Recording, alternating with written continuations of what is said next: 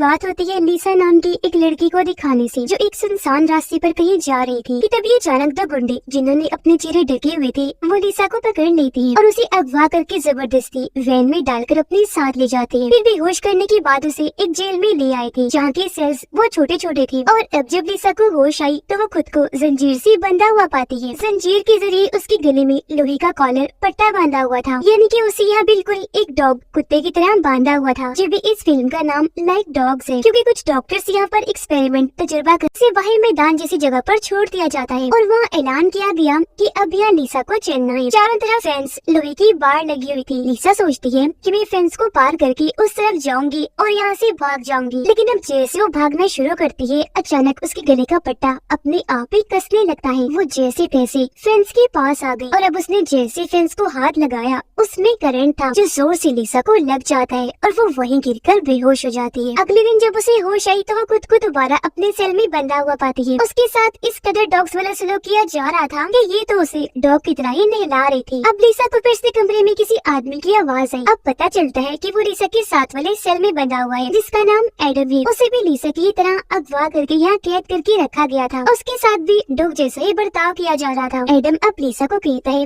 कि मैं यहाँ से निकलने का प्लान बना रहा हूँ, जिसके बारे में दिन रात में सोच रहा हूँ। उनकी ये बातें चल ही रही थी कि तभी एक आदमी खाना लेकर आता है और कुत्तों की तरह इनके सामने रख के चला गया। एडम लीसा को खाना खाने से मना करने लगा और कहता है कि मत खाना, क्योंकि इन लोगों ने खाने में नशा मिलाया हुआ है, जिस वजह से या हम बेहोश हो जाते हैं या हमारा दिमाग ठिकाने पर नहीं रहता, हम उल्टी उल्टी हरकतें करते हैं। ये सुनकर लीसा कहती है भाई जो भी है खाना तो खाना ही पड़ेगा, वरना तो ऐसे हम भूखे मर जाएंगे। जो कहकर वो खाना खाने लगी, पर क्योंकि एडम नहीं खा रहा था इसीलिए एक आदमी करंट वाली रॉड लेकर आता है और दोनों को करंट के झटके लगाने लगा, जिससे वो बेहोश हो जाती है। पर जब भी होश आती है तो वो देखते हैं कि अब हमें थोड़ा करीब बांध दिया है। ये दोनों आपस में बात करने लगे और एक दूसरे को अपने और फैमिलीज के बारे में बताने लगती है, जिससे इनका मन थोड़ा हल्का होता है। थोड़ी ही देर में एक आदमी यहाँ खाना लेकर आया जिसे लीसा खाने लगती है और एडम को भी कहती है कि खा लो, कुछ नहीं होगा, मुझे कुछ हुआ, मैं भी तो तुम्हारे सामने ही हूँ ना। जिस पर लीसा की बात मानकर वो भी खाने लगता है। अब जाहिर है इन्हें फिर से नशा होने लगा और ये एक बार फिर बेहोश हो जाती है। अब की बार भी लीसा सपने में अपने एक दूसरे दोस्त को देखती है जिसके भी वो बहुत करीब थी। अब ये सपना देखकर फिर से उसकी आँख खुल जाती है और अभी देखते हैं कि हम पहले से भी ज्यादा करीब बंधे हुए हैं, जहाँ अभी काफी पास आकर बातें करने लगी। एडम कहता है कि हमें कैसे भी करके यहाँ से भागना होगा, वरना ये लोग तो हमें डॉग ही बना देंगे। ये सुनकर लीसा जवाब देने उसके काफी पास आ गई। कहती है कि जब तक ये पट्टे हमारे गले में बंधे हैं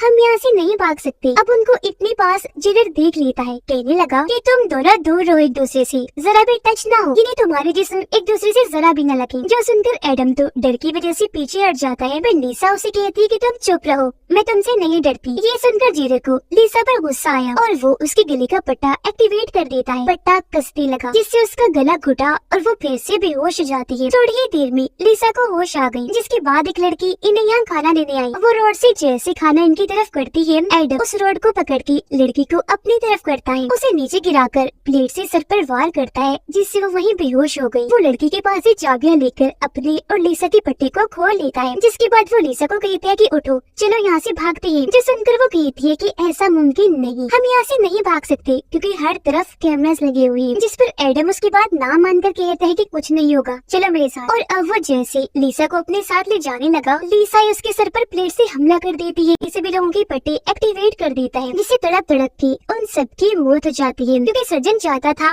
कि मैं यहाँ से सारे सबूत मिटा दूं और बाद में मैं और लीसा यहाँ से निकल जाए नई जिंदगी बसाने के लिए। पर अब यहाँ लीसा अपना ही पट्टा एक्टिवेट कर देती है अपनी जान लेने के लिए, लेकिन ये देखकर सर्जन उसका पट्टा खोल देता है। तब लीसा बेहोश होती की एक्टिंग करती है। ये देखकर सर्जन जैसे सांस देने उसके पास आया, वो उसके चेहरे पर ही काट लेती है और अब अपने दोस्त के साथ यहाँ से भाग गई। ये दोनों अलग अलग जगह पर जाकर छुप गई, पर सर्जन ने लीसा को देख लिया था और क्योंकि अब उस पर गुस्सा था इसलिए वो उसे रॉड से करंट लगाकर मारने की कोशिश करता है, लेकिन लीसा उसे टांग मारकर यहाँ से भाग जाती है। वो एक कमरे में आकर छुप गई, पर तभी यहाँ सर्जन भी आ गया जो उसे पकड़ लेता है। वो उसका गला दबाने लगा जान से मारने के लिए, पर यहाँ लीसा की दोस्त भी छुपी हुई थी। वो उसके चेहरे पर एक हथियार से हमला कर देती है, जिससे वो जख्मी होकर वहीं बेहोश हो जाता है। उसे जब होश आई तो लीसा उसके गले में पट्टा बांध देती है और उसे एक्टिवेट करके बड़ी बेरहमी से उसकी जान ले लेती है। अब यह लीसा की दोस्त को लग रहा था कि सब ठीक हो गया। पर उसी हथियार से लिसा अपने दोस्त के चेहरे पर भी वार करती है, क्योंकि उसे अपना बदला लेना था कि उसने एडम को सब कुछ सच क्यों बताया। वो यहाँ कोई सबूत भी नहीं छोड़ना चाहती थी, जिसके बाद वो अपना हुलिया अपने दोस्त जैसा बना लेती है, यानी कि उसका चश्मा लगा लेती है, उसके कपड़े पहन लेती है और ऐसे ही बाहर निकल गई, क्योंकि बाहर उसके दोस्त को कोई नहीं जानता था और उसने इस पूरी जगह को भी आग लगा दी थी। जिसके बाद लिसा अपने पागलपन में यहाँ से आगे बढ़ती रही। उसके चेहरे पर एक शैतानी मुस्कुराहट थी और अब वो ऐसी पता नहीं और कितने लोगों को बर्बाद करेगी अपने पागलपन में और एक्सपेरिमेंट्स कर करके। और इसी के साथ ये फिल्म